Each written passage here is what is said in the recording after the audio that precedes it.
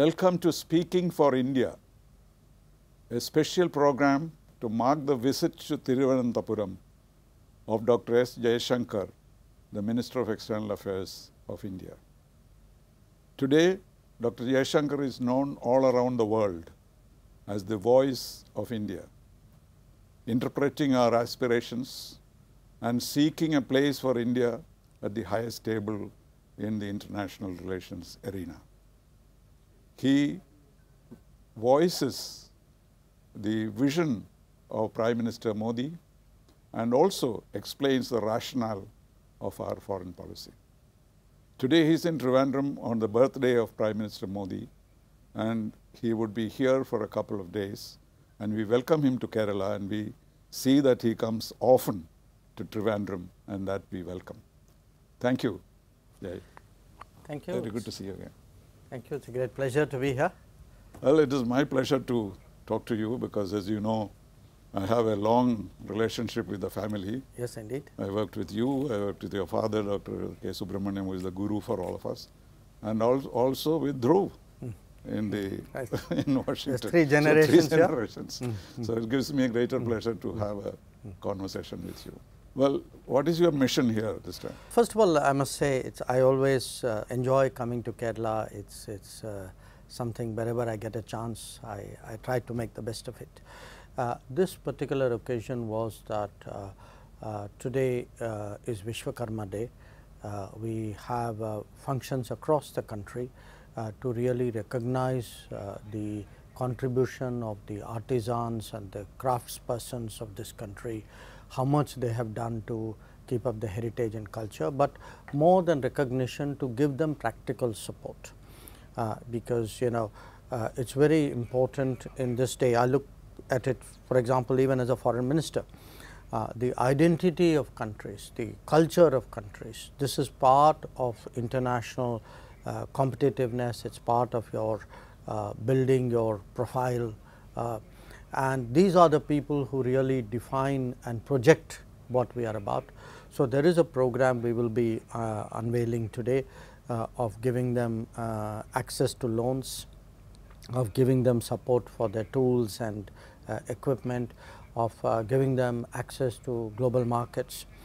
So, that is the main function. I will also in the afternoon be going to the IIST, the space. They are in focus after Yes, very much 3. so, and I must say, I was the first, when I was Foreign Secretary, Prime Minister Modi actually thought that I should be a member of the Space Commission as well. ME in Foreign Ministry, we have always had a very close. And you have a nuclear background too. Yes, we have a very close association with space.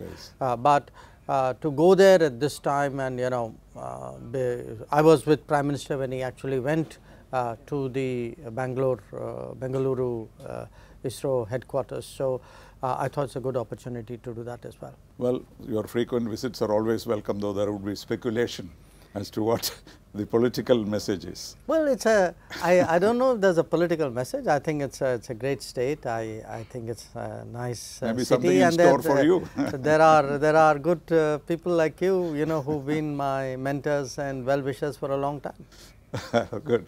So, let me congratulate you on this success of the G20. This is globally recognized.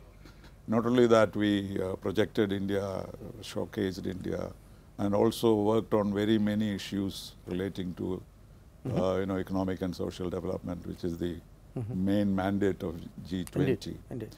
But I see it as an effort, I don't know whether you will confirm this, to reform multilateralism itself, because multilateralism is a very conventional profession, and the people do not move away from various rules and regulations and procedures set up by the United Nations. But here a host has played a role which is no host has ever played before. You take it on and give a motto, carry it on forward, and without waiting for each person to come to a consensus on the theme. So, that kind of a change is very welcome in the multilateral field. Do you think this will have a lasting impact on the processes of the UN itself?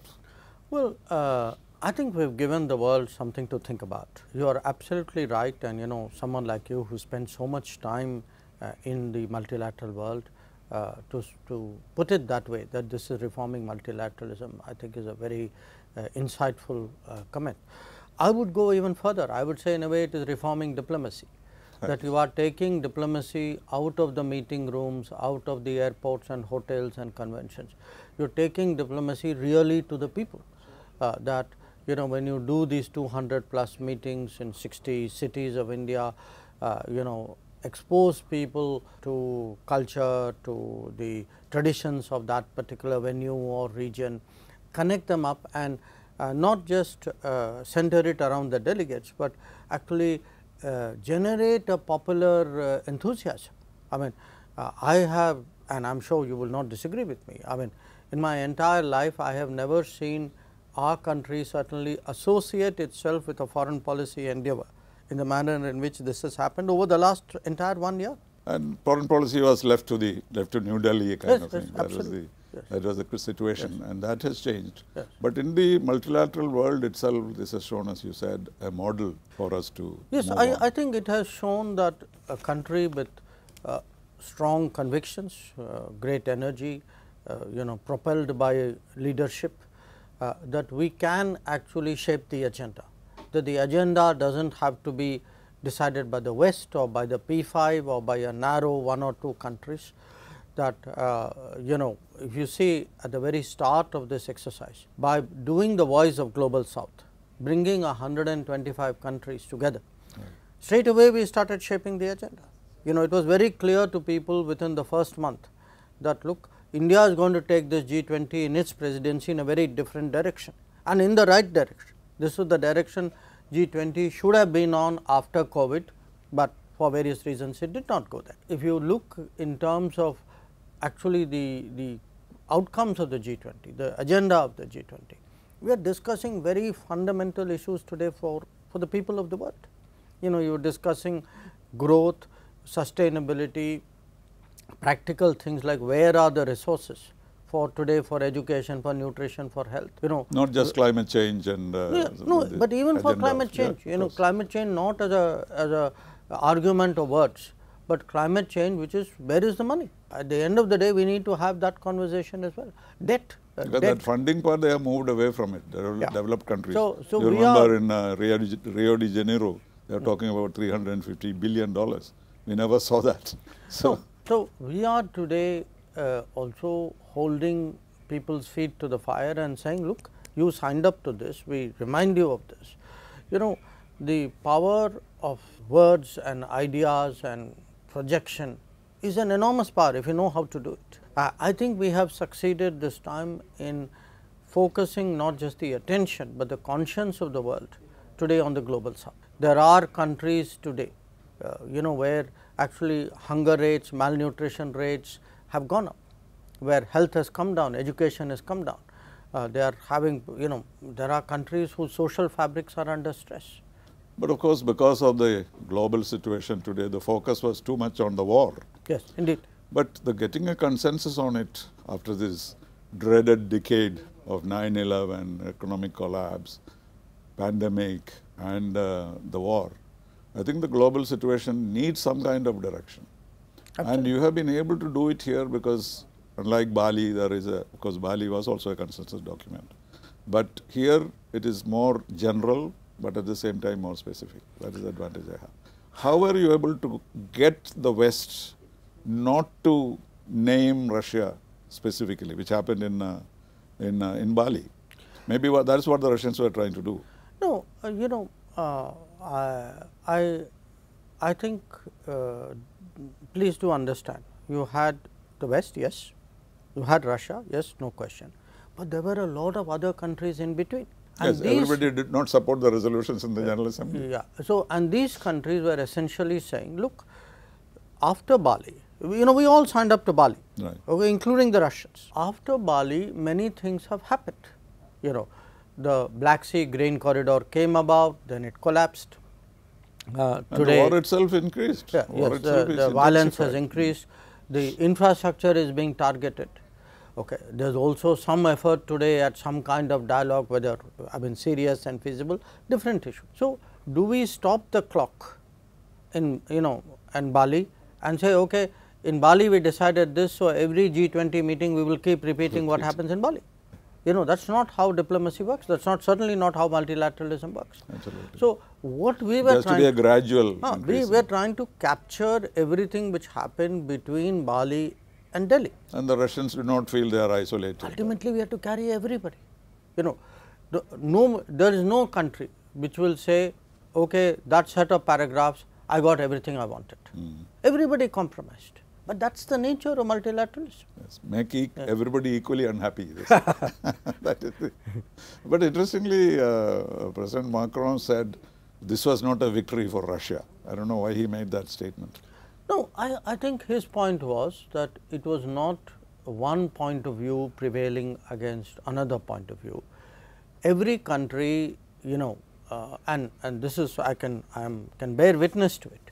I mean, till the 11th hour, after all, everybody was haggling over, you know, this word, that sentence, this formulation, this sequencing of how something should come. So, there was a lot of give and take. I mean, you've been in these back rooms where these for 20 years. Yes, these negotiations has its own dynamics. Yes, yes. So, I think he was trying to express that. I also feel that where we ended up was a good position, because it captured the entirety of issues today. Right. You know, for me, repeating Bali and diverging from Bali was a false way of presenting the issue. The issue was not Bali. I mean, I keep telling people, this is not Bali, this is New Delhi. I heard that. Yes. So, New Delhi, a New Delhi outcome had to be forged, and a New Delhi outcome. And this has really the stamp of India on it. There is no question. There is no question about it. Of course, much of it is taken from the charter, etc. But the way it was selected in a very intelligent manner, I think it was able to suit everybody. Coming to this global south, you yourself mentioned it. Aren't we creating some kind of a new world order, as it were? Because earlier it was G77 and non-aligned, which probably created what is called the global south. We didn't call it global, but north and south divide was always there. But Russia and China were not in it. So now when we talk about global south, particularly after the expansion of BRICS, we are including Russia and China also in it. So doesn't you have made that assertion. I am not necessarily. You don't accept it. No, I am not necessarily endorsing. No, the point I am making is that so the situation is different. The solidarity of G77 or non-aligned cannot apply to the new global south, because the interests of Russia and China will also come, and China has the ambition to become the leader of the global south. No, look. And we have to accept the Western ideas also into it. So, the global south, by expansion, our job is increasing, because you won't have the kind of solidarity we had in G77 and non-aligned.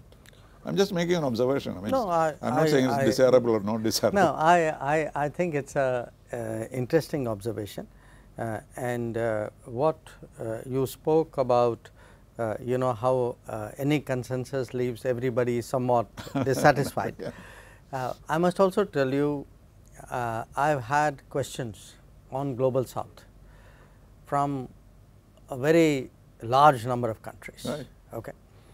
Including some of the countries you mentioned, saying, okay, what is global south, define global south, etc. And my most truthful answer is, global south is not a definition, global south is a feeling. Okay. It is a feeling of solidarity, it is a willingness to put yourself out. I mean, obviously, there is an empirical basis for global south, you know, right. But I would not be too rigid definitionally, who is in, who is out. And you wouldn't also automatically expect that the north should also kind of merge with it. I don't think there is a need to define global south, because those who are part of global south know it, and those who are not also know it. From time to time people come and say, yes, yes, yes, I am also part of global south. We will politely handle that.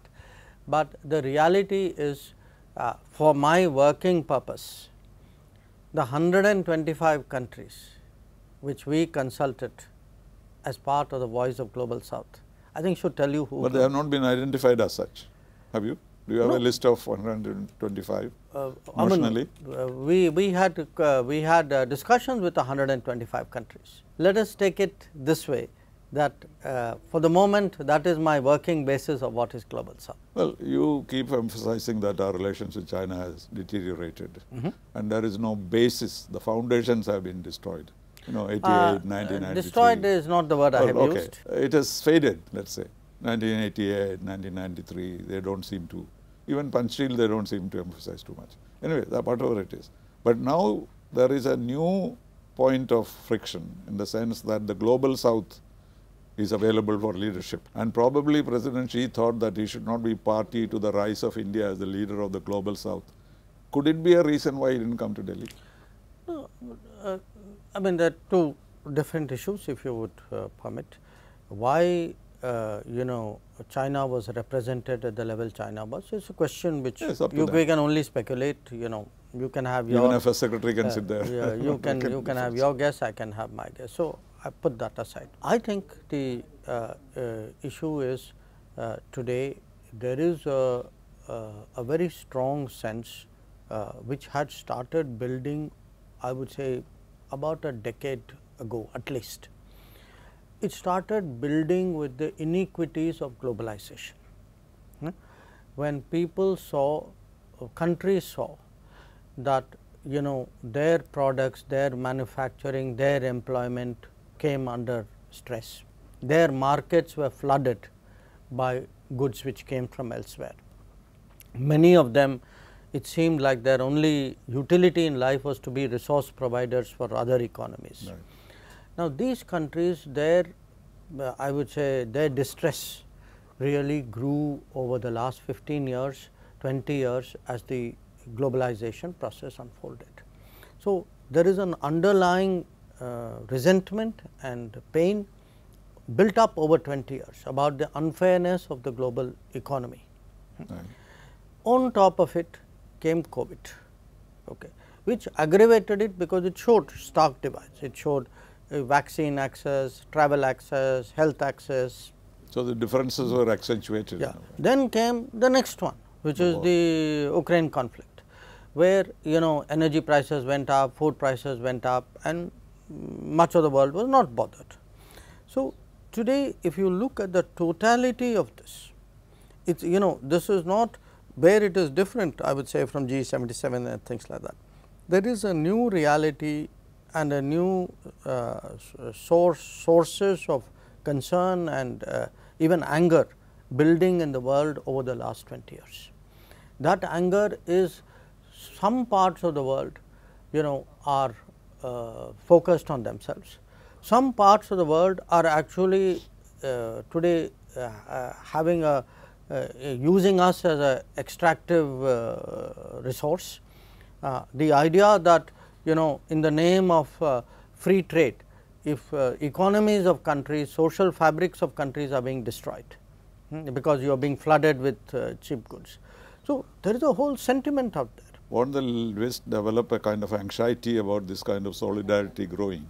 No, it's not no, I think the West to some extent even appreciates, for example, it is today not the West which is flooding the Africa and Asia with goods on a massive scale. So, I think we need to get over this old syndrome that there is West the bad guy and there is the developing countries. Right. The world is more complicated. The problems are very much more complicated. No, that is why it is so significant that this development of the global South, though it's all its dimensions are not clear yet. Yeah, but I do want to clarify one thing. We are not saying we are leaders of the global South. No, that's a different matter. We are saying, we never claimed. No, we say, look, let's give a voice to the global South. We are part of the voice. We have no problem. No, but is it as against the West? No. This is the point. It is for the global South. Again I say, it is not the West. Not they and us. It is not the West today. Let's take India. If you go to the market, I'm here for Vishwakarma Day today. If my craftsmen and artisans are under pressure, are they under pressure from the West? No, that's a no. Where are they under pressure from? Where are goods today, using subsidies and market distorting factors being produced and coming into this country? It's not coming from the West. So, I think we need to get, I'm not making a case for the West, but I would say today let's get over that old 1980s, 90s syndrome. let us recognize the challenges of the world as it is. Today, the kind of globalization model where there is a concentration of manufacturing, that manufacturing is being leveraged, that manufacturing is being subsidized, that is today affecting economies of a lot of countries.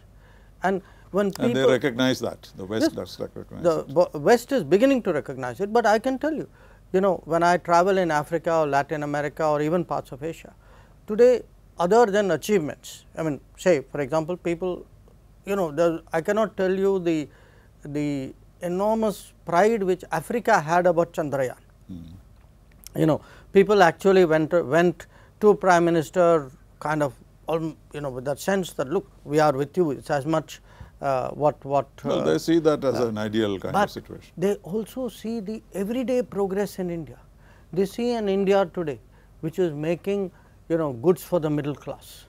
When they see, and I go to Latin America, when there is for an Indian two-wheeler in Latin America holding its own against competition is a statement.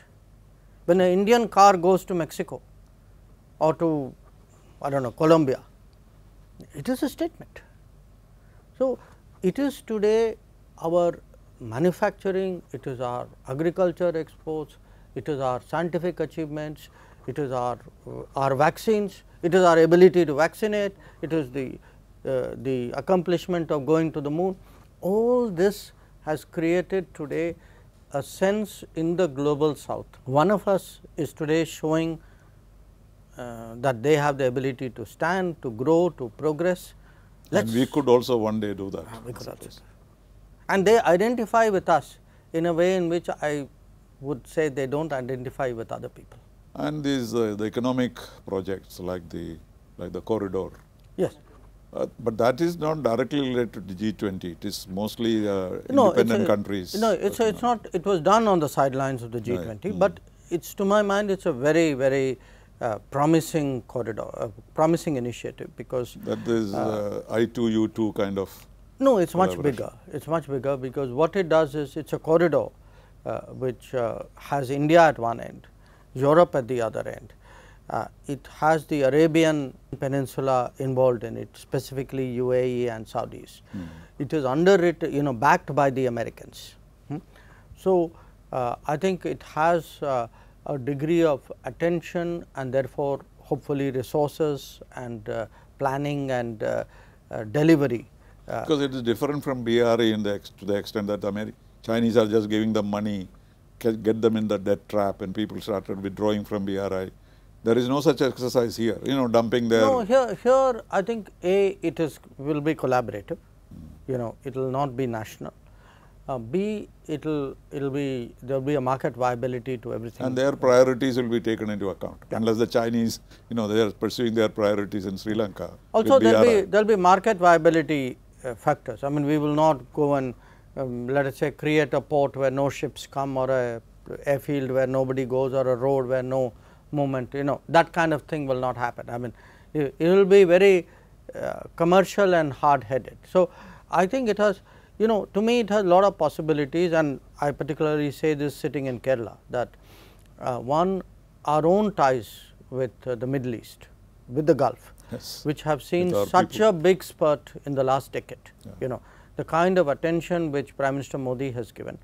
Today, I think what the Saudis and the Emiratis are going to be doing under this corridor, I think will give it a much sort of stronger energy. So, I see more activity, I see more demand for talent there.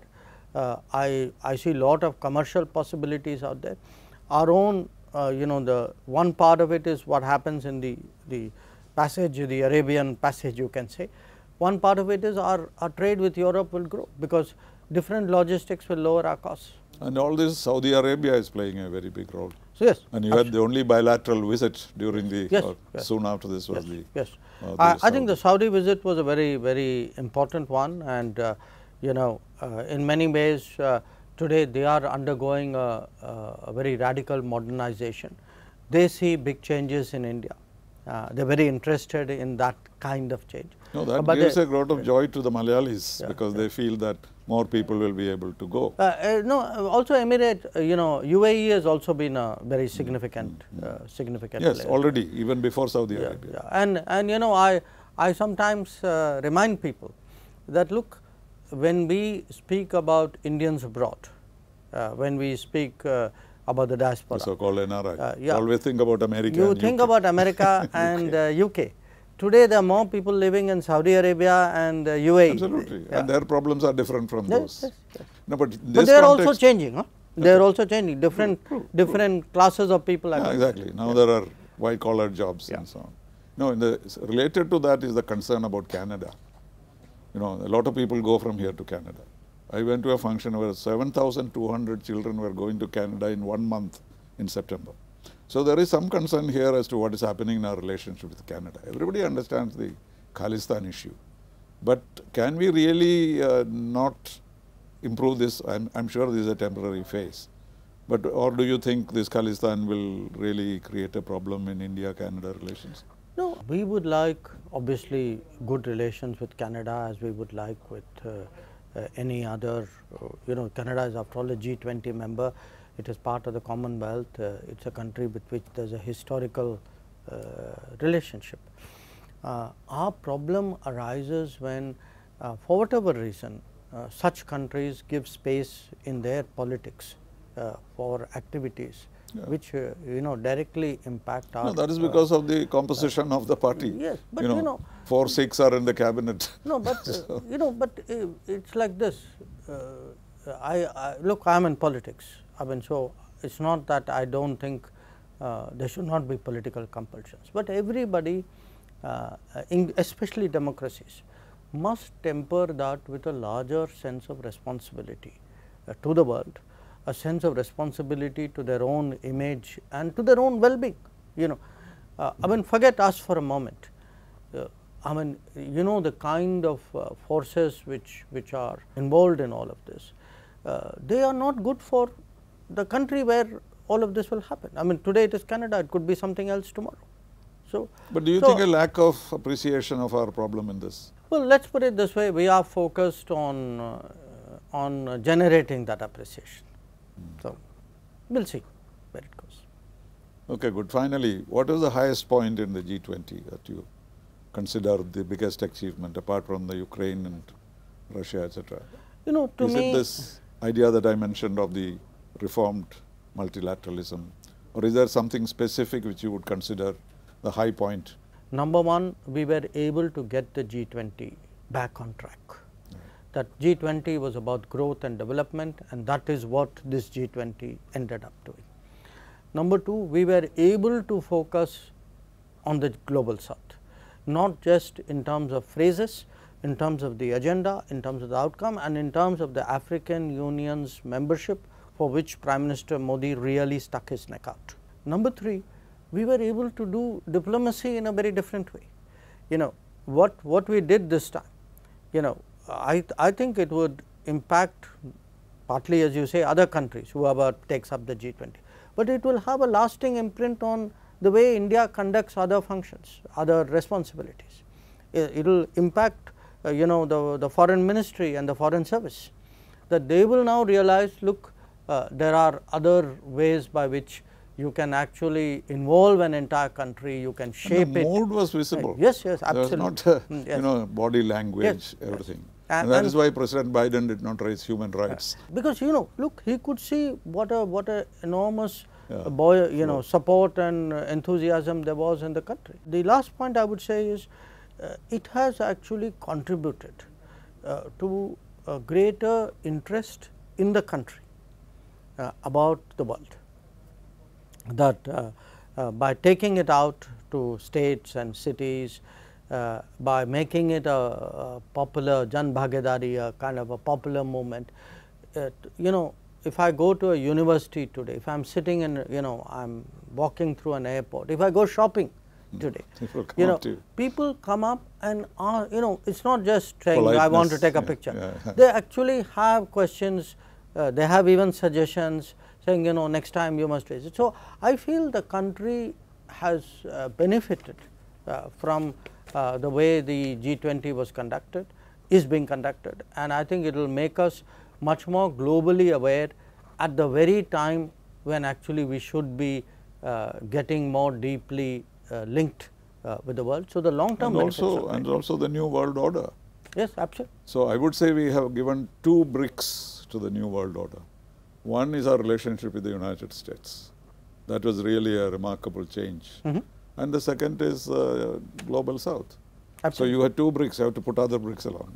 It will come. And much of the credit goes to you. No, it will come, it will come. I think, look, we have today, this is a different country with a different level of confidence. Absolutely. And a different leadership. Good, all the very best. Pleasure as always. Thank you for coming to Kerala and also participating in Asianet program. Thank you. Thank you.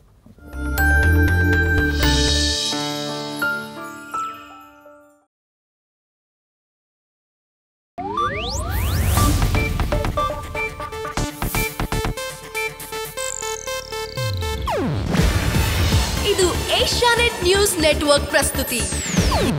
ನೀವು ನೋಡ್ತಿದ್ದೀರಾ Asianet ಸುವರ್ಣ news.